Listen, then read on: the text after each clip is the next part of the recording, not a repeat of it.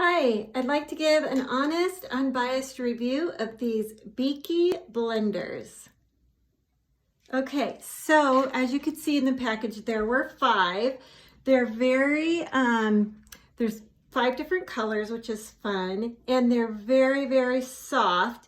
And if you've used beauty blenders before, you know that you need to use these damp. So you'll just run it under cold water, and then you're gonna squeeze all of the water out as much as you can. But this is gonna get close to double in size. And then you're just going to dot your foundation or your base on your face. And then you will use the Beauty Blender to, and I'm doing it very light because I've already done my face, but you will use this then to blend out your foundation on your face.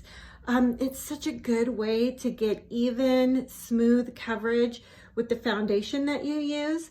And I really like using these as opposed to a brush sometimes, just because of the difference in the coverage that you can do. So highly recommend the BEAKEY blenders, pack of 5.